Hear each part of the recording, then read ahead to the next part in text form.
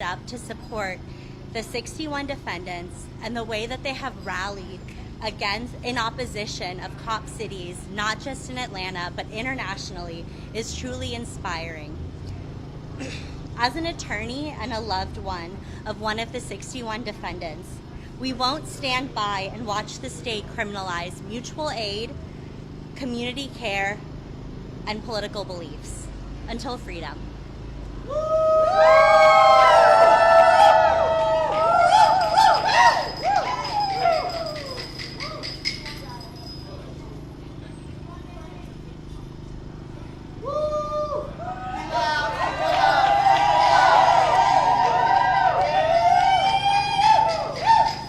My name is Marlon Kautz. I am a representative of the Atlanta Solidarity Fund, and I am also one of the defendants in the Cop City RICO case. I'm going to read a prepared statement about what's happened today. We are finally getting official confirmation of what has been clear for years. Police and prosecutors have been recklessly abusing the legal process to terrorize their political enemies without regard for even basic procedural rules. The courts have been forced to acknowledge the defects of this case, but the story is far from over. It is not enough to watch the state flail and stumble in their arguments. It's not enough to see this prosecution failing.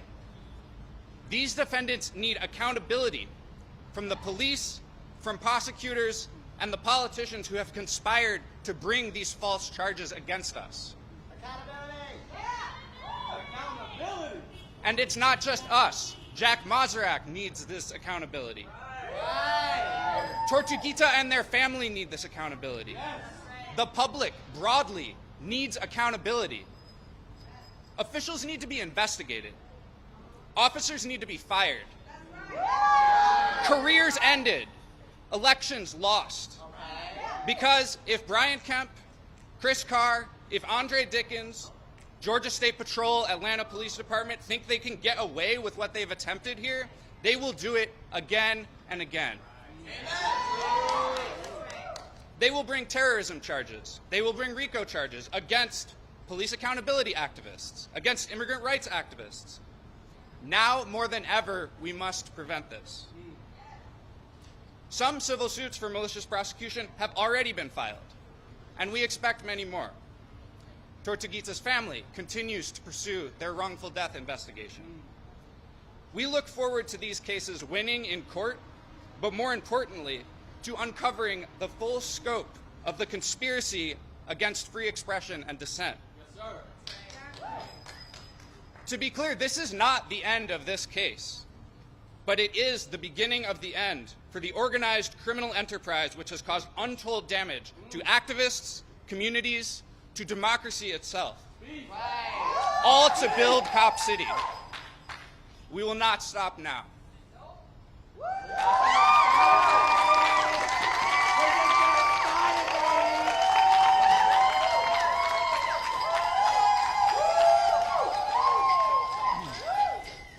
Hello, my name is Brad Thompson. That's Thomson. I'm an attorney at People's Law Office in Chicago, and I represent Serena Hurdle, one of the 61 people who had been charged under this indictment for RICO. This indictment is fatally flawed from its beginning, from its inception. We now have an order from a court that has said that this indictment was fatally flawed from its inception. But more than that, this indictment is not just flawed on a purely legal technical standard. That's the ruling we got from this judge. But what we've heard all week long is arguments about the numerous issues with this indictment.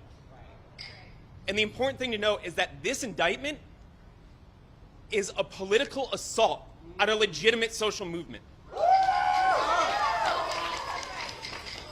This was an attack brought by the Attorney General's office against a legitimate social movement and people based on their association, their belief, and their protest. That is a violation of the First Amendment. Now, the arguments that have been heard all week, the judge has indicated that at least one of those, the defense was right.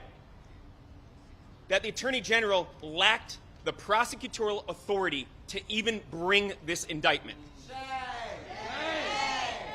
What the judge said was that it could have very simply, the Attorney General's office very simply could have brought this indictment and followed the steps, checked the boxes. That's what he said. You didn't check that box. And that was to get permission, written permission from the governor to be able to bring the indictment. Basically, the Attorney General failed to get a permission slip from the principal. Could have gone through that step and didn't do it. So we now know that the charges, all RICO charges, against the 61 defendants are invalid.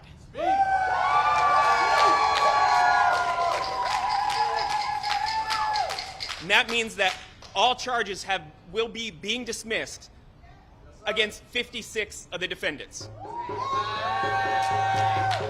There are 5 more defendants that are facing domestic terrorism charges, and those charges are under review as well. We just heard argument this morning identifying the flaws with the very statute there.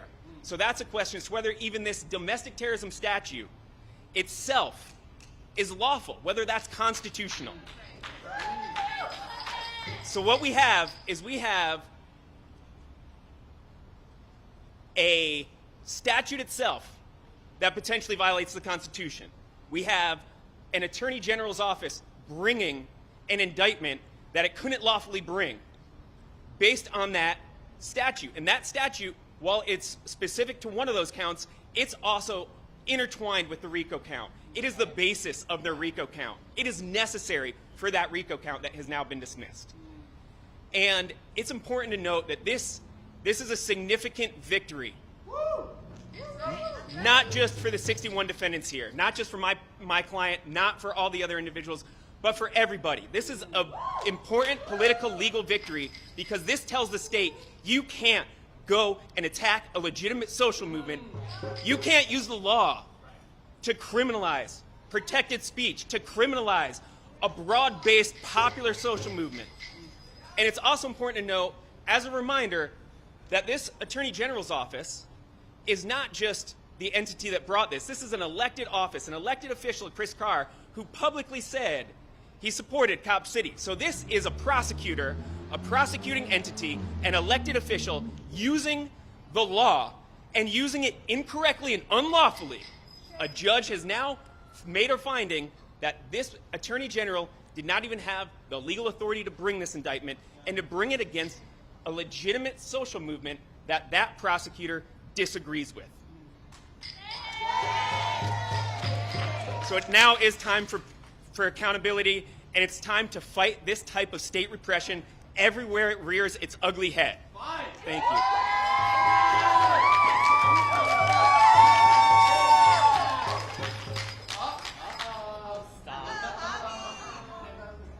Hi everyone, my name is Javier Dejanon, that's Xavier, his last name Dejanon, and I had the privilege of representing former defendant Jamie Marsicano in the Stop Cop City RICO.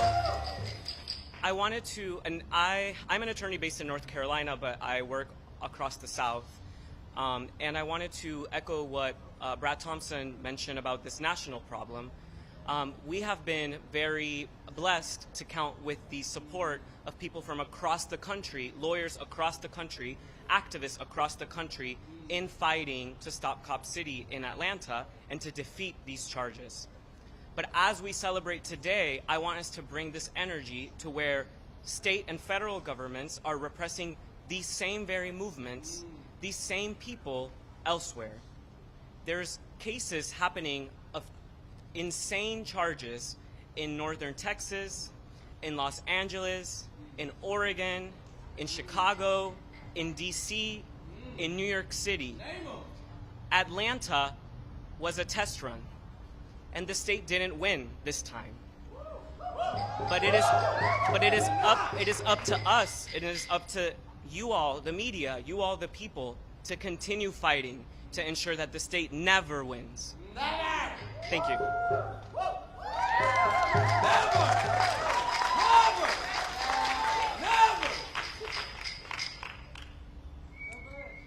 My name's Brent Lyman, and I'm speaking on behalf of Fire Amp Movement Defense. The Cop City case is doomed. The motions will continue. Appeals, delays, and appearances could stretch into next spring. Some version of this case will likely stumble on, maybe under a new indictment, maybe with a shuffled list of defendants, maybe with fresh breakthroughs from Homeland Security or the GBI. However it unfolds, it will drag on far longer than it should. Why does the Attorney General's office keep sacrificing two powerful lackeys to this house of horrors? Every path forward carries its own risks. We shouldn't have to remind you that Cop City, beyond its stated aims, has become a rallying point and a money grab for industry, consulting, finance, real estate, and grift in Georgia. We shouldn't have to remind you that the Atlanta Police Foundation, the so-called Community Stakeholders Advisory Committee, local law enforcement, and corporate interests colluded. They created encrypted chats. They held secret meetings closed to observers. They coordinated against the residents of the city. They circulated protest photos from far-right sources. They joked about the sexuality and gender of those they arrested. We shouldn't have to remind you that $110 million they raised only covers phase one. That future funding remains uncertain. That hardly matters because the chief beneficiaries will have already cashed out, moved up, and moved on. We shouldn't have to remind you that the largest media outlets in the country are owned by donors to the Police Foundation. The Police Foundation receives funding from top contractors, and those contractors donate heavily to the governor's campaign. That governor controls the mayor's finances, and that mayor meets with wealthy elites at the Rotary Club. This web of interest forms a near-perfect circle of plunder. And on behalf of this circle, police assemble. They assemble to do what they exist to do: repress, contain, and crush anything that challenges the status quo, the law and order that governs our society. This is why John Fowler and Haley Dixon have endured this long, and why they may continue to endure. This is why they've been called month after month to pursue the most convoluted case in Georgia's history, the Cop City RICO. The prosecution serves a political function for the interests outlined above. Without the case, without the spectacle, without the house arrests and surveillance, the raids and the tear gas, the rounds up and the killing of Tortuguita, the scam might have collapsed. The people, hundreds of thousands across Atlanta and millions more across the country, might have defeated the project and the machine behind it. They were right to oppose it. We were right. And who can doubt it now? The horrors we predicted have come to pass. Federal agents now stalk communities from coast to coast, masked and unnamed, snatching people from buses, farms, kitchens, and churches. We can argue now that we were wrong to resist. Who can argue now that we were wrong to resist the endless expansion of police power? Now that Trump commands them, now that they are his police, the very people who helped lay the groundwork now scramble to distance themselves from his orders, his camps, his federal troop deployments, but they built the logistics. They funded the training centers, they expanded the surveillance. Liberal governments like Atlanta's helped pave the way for the descent of our country into autocracy.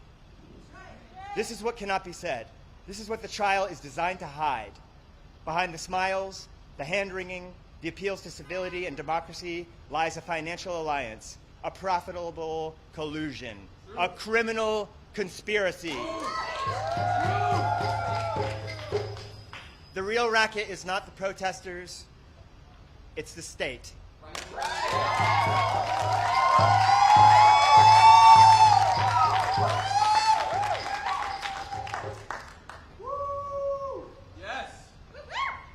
Good afternoon, everybody. My name is Alexis Papali, P-A-P-A-L-I. I think you can see it in the indictment. I'm a defendant in this case. I'm facing outlandish charges of domestic terrorism in DeKalb County and this RICO travesty here in Fulton. The reason we're here today witnessing this spectacular collapse of the prosecution is against 61 people is twofold. The laws under which we're being tried today are vague and overbroad, designed to give unreasonable powers to the state to intimidate opponents of their policies and decisions. The prosecutor today actually said, in relation to the domestic terrorism law, which could imprison people for up to 35 years, he actually said, you have to use your common sense to define these terms. Ridiculous. Secondly, we're here because of corruption at City Hall, at the State House, in the governor's office, and because of Attorney General Chris Carr's political agenda and attempts to criminalize dissent. I'll leave it to the people of Georgia to decide whether deeply biased people like him deserve to be in higher elected office.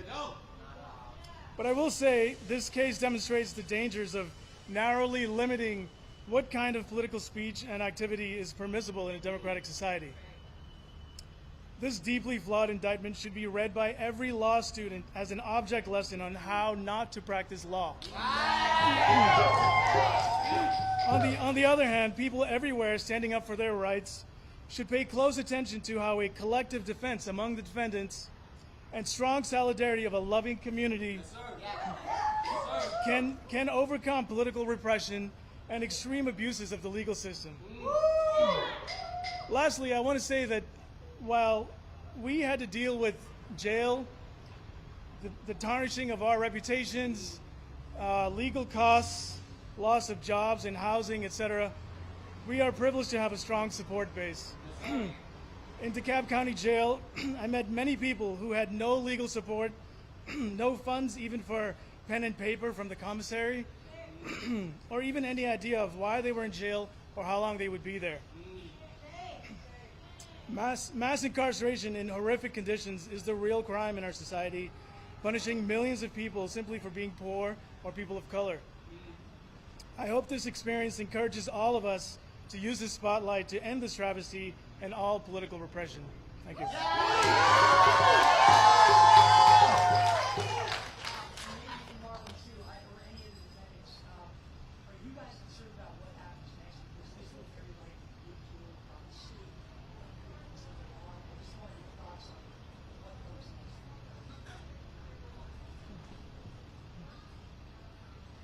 Hi, my name is Jamie Marsicano. I'm a soon-to-be former defendant on the RICO.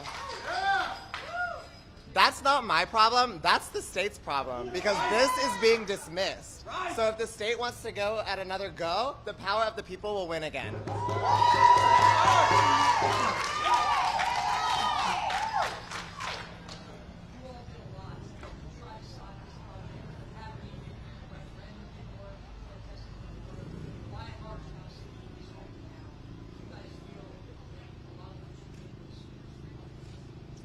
I would say that it wasn't unsuccessful at all. We have galvanized an entire city and many supporters nationally, even internationally, to understand the dangers of this kind of project and this kind of repression. There's a lot that can be learned from this, and this fight is not over. You know, we're not going anywhere. This movement is here to stay, and it's only strengthened by all of the forces that are implicated by this prosecution. The black community, working class people all over the city, they don't want this waste of their hard-earned taxpayer dollars. You know, legal scholars from around the country are just up in arms about this prosecution. So there's a lot of support being galvanized to oppose how this project plays out. Anybody else want to weigh in here? Can I ask you another question real quick? Sure. Okay. Okay. I want to say something. My name is Lisa Baker. I am one of the plaintiffs in the lawsuit regarding the referendum. Me and some of my neighbors sued the city for our right to collect signatures for the referendum to enable a vote about that land. And that our lawsuit is still with the Court of Appeals, whatever it is, the people who make the big decisions, we are still waiting for their decision. So that is not finalized. That land can still be taken back by the people. That vote can still happen, and that lease can still be repealed. The lease, the land is leased to the Atlanta Police Foundation, and that lease could be taken away at any time by the City Council or by the people of Atlanta when we win our appeal. All right, thank you so much. If people have continued questions, we can do interviews. If anybody wants to do a small interview to the side, we can do that, but we're going to wrap up the press conference. Thank you so much for coming.